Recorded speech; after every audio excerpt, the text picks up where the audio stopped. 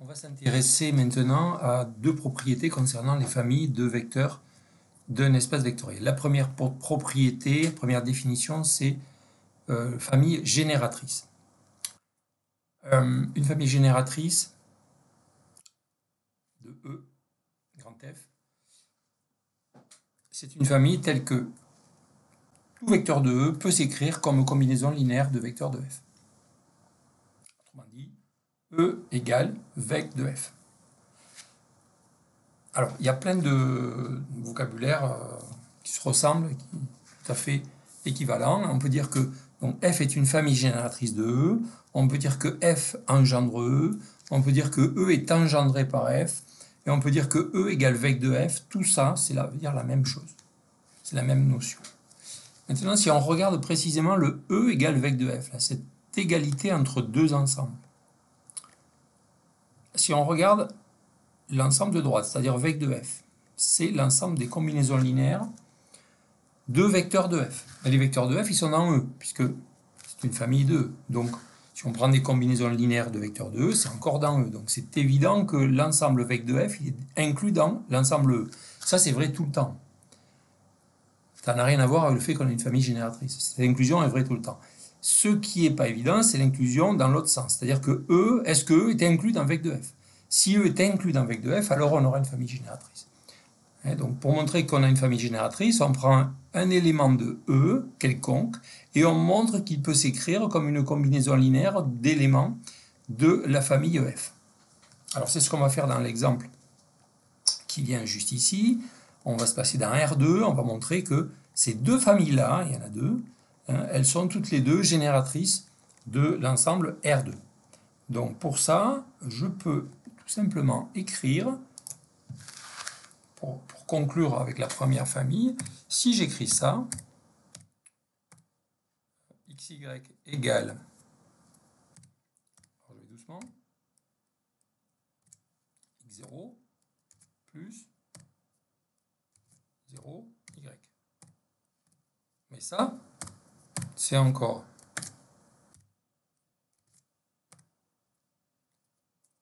x fois 0 plus y fois 0, 1. Bon, mais quand j'ai dit ça, j'ai bien dit que un élément de R2 quelconque, c'est-à-dire le couple xy, je peux bien l'écrire comme x fois le vecteur 1, 0 plus y fois le vecteur 0. Autrement dit, c'est bien une combinaison linéaire des vecteurs 1, 0 et 0, 1. Donc là, en écrivant ça, j'ai prouvé que la famille 1, 0, 0, 1 était bien une famille génératrice de R2. Bon, je peux faire pareil avec la deuxième famille. Alors ça va être peut-être un peu plus dur, parce que vous voyez, la relation, je l'ai vue en fait.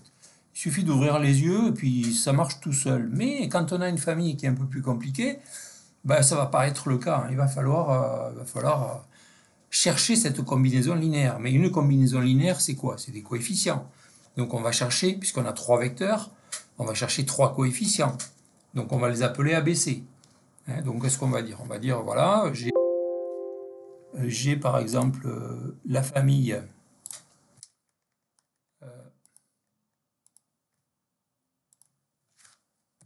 vais prendre cette fois-ci x, y, et je vais dire, je cherche trois scalaires tels que, j'ai l'égalité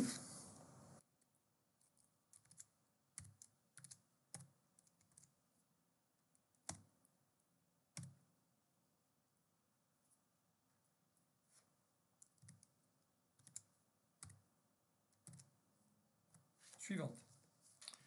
Donc x et y, c'est un vecteur quelconque de R2, et moi je cherche à le décomposer, à l'exprimer comme combinaison linéaire de mes trois vecteurs. Donc je cherche trois réels A, B, C. Si j'en trouve trois qui vérifient ça, j'ai gagné. Si j'arrive pas à les trouver, ça veut dire que c'est pas une famille génératrice. Alors, je peux exprimer encore cette égalité-là. Je peux dire que c'est A fois 1, 1, c'est le couple AA. Je vais doucement. A virgule A. Plus, là ça va faire 2B virgule B, et puis plus, cette fois-ci, moins C,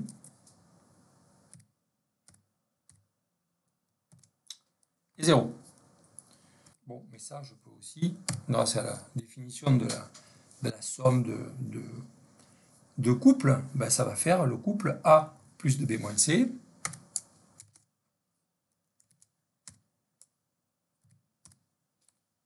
virgule, et puis A plus B.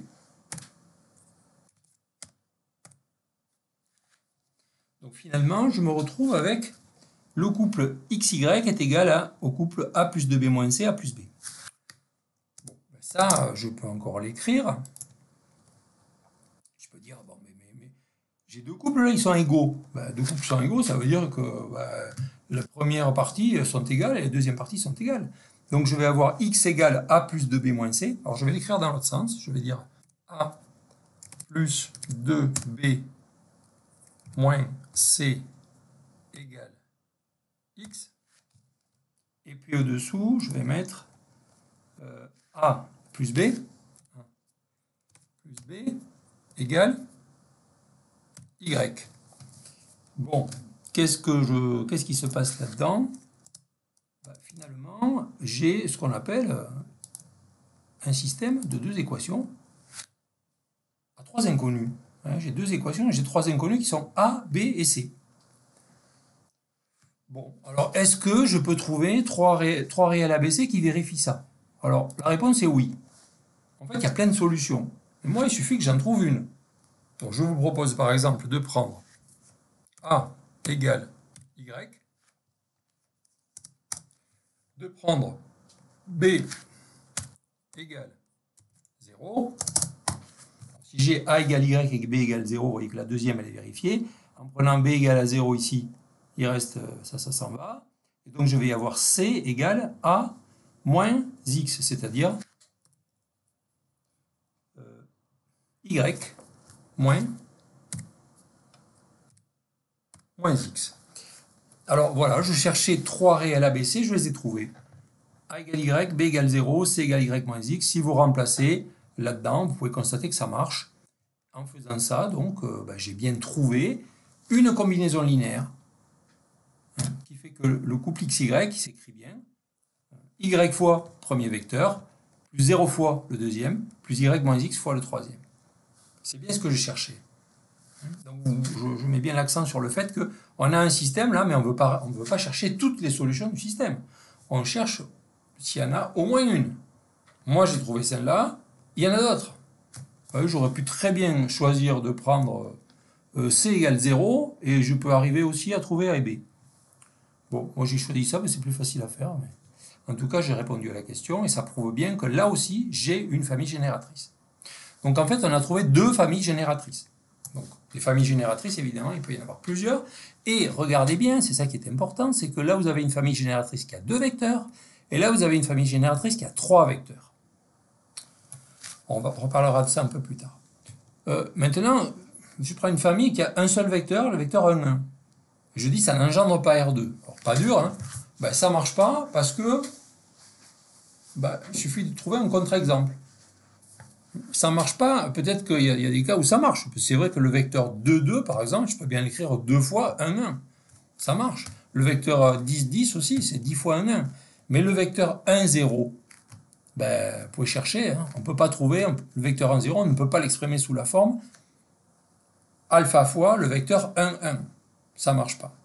Donc ça prouve bien que cette famille-là, elle n'est pas génératrice de R2. Donc derrière R2, vous voyez, on a trouvé des familles génératrices. Bon, elles ne marchent pas toutes, mais on a trouvé une famille génératrice avec deux vecteurs, il y en a trois vecteurs. En fait, on peut montrer d'une manière très générale que tout espace vectoriel possède des familles génératrices. Alors, quelquefois, ces familles génératrices, on a vu que là, il y avait deux vecteurs, trois vecteurs. Quelquefois, on est obligé de prendre un nombre infini de vecteurs. Quand on peut trouver une famille génératrice qui est finie, on est content. Bon, ce sera ce qui va se passer en général dans ce module. On dit que l'espace vectoriel en question, il est de dimension finie. Bon, alors dans ce cas-là, vous voyez, c'est ici par exemple, on a trouvé des familles avec un nombre fini de vecteurs. Alors dans ce cas-là, parmi toutes les familles génératrices, alors on ne les a pas trouvées toutes, on en a trouvé 2. En fait, il y en a beaucoup, il y en a une infinité en fait. Mais celles qui vont nous intéresser, évidemment, c'est les plus petites. Celles qui possèdent le moins d'éléments. L'idée, c'est comment on peut arriver à générer, à engendrer l'ensemble tout entier avec le minimum de vecteurs. Donc, ce qui va nous intéresser dans la suite, c'est des familles génératrices, on va dire minimales, celles qui ont le moins de vecteurs. On va continuer avec une petite définition qu'on a déjà vue. Sous-espace vectoriel engendré par une famille de vecteurs. De quoi s'agit-il? On a déjà établi que quand on a une famille de vecteurs, l'ensemble des combinaisons linéaires, c'est un sous-espace vectoriel de E, noté vec de f. Ça a été prouvé dans un paragraphe précédent. Alors, j'insiste sur le fait, parce que le fait suivant, c'est que l'expérience me montre que c'est quelque chose que les étudiants n'arrivent pas à intégrer. Pourtant, c'est pas difficile, hein. Donc je l'ai écrit en gras. La famille F, c'est toujours une famille génératrice de l'espace vectoriel vec de f. Pourquoi? Parce que, par définition, vec de f, c'est l'espace vectoriel engendré par la famille F. Donc évidemment que f, c'est une famille génératrice de vec de f. Vous voyez, on est en train de dire le même truc dans tous les sens. Mais voilà, ça marche toujours, ça. Ça, c'est une banalité. C'est quelque chose qui est toujours vrai. Quelque chose qu'on n'a pas besoin de prouver. Et attention, je vous le répète, vec de f, ça désigne à la fois, on a commencé par ça, l'ensemble des combinaisons linéaires des vecteurs de f, et puis c'est aussi l'espace vectoriel engendré par f. C'est un espace vectoriel, on dit que c'est l'espace vectoriel engendré par f. Voilà, donc on a une famille EF, vec de f c'est un espace vectoriel engendré par f. Si on a pris assez de vecteurs, peut-être qu'on va pouvoir arriver à engendrer l'ensemble E tout entier. Donc on va finir là-dessus, puisqu'on va en reparler un peu plus tard. Mais voilà pour les familles génératrices. On aborde une deuxième notion, famille libre, famille liée. Alors famille libre, c'est le contraire de famille liée. C'est plus facile d'expliquer ce qu'est une famille liée, définir ce qu'est une famille liée. Donc on commence par ça. Qu'est-ce que c'est une famille liée? Ça veut dire que soit vous avez un vecteur de la famille que vous pouvez exprimer en fonction des autres. En ce sens-là, il est lié aux autres. On dit qu'il dépend des autres. Ou alors, vous pouvez trouver une combinaison linéaire de vecteurs de f qui est nulle. Mais attention, avec au moins un coefficient non nul, parce que sinon, ça ne veut rien dire.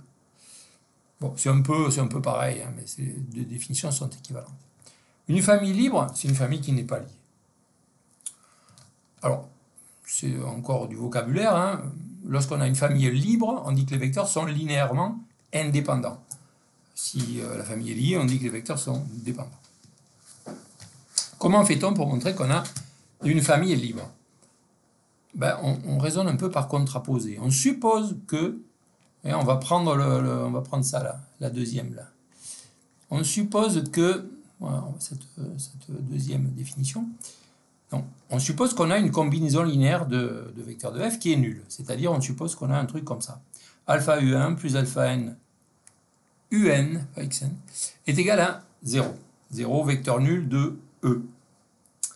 Et alors, on va prouver que ça ne peut pas arriver. Ou en tout cas, la seule solution pour que ça arrive, c'est que tous les coefficients soient nuls. Ok? Donc, ça voudra dire que notre famille n'est pas liée. Et donc, c'est la définition de famille libre. Donc, on part de ça et en fait, on résout un système, hein, encore une fois, où on cherche alpha 1, alpha 2, alpha n. Si on ne trouve que la seule solution où ils sont tous nuls, ça veut dire que la famille est libre. Petite remarque, si on prend une famille libre et que on enlève des vecteurs à une famille libre, on aura encore une famille libre.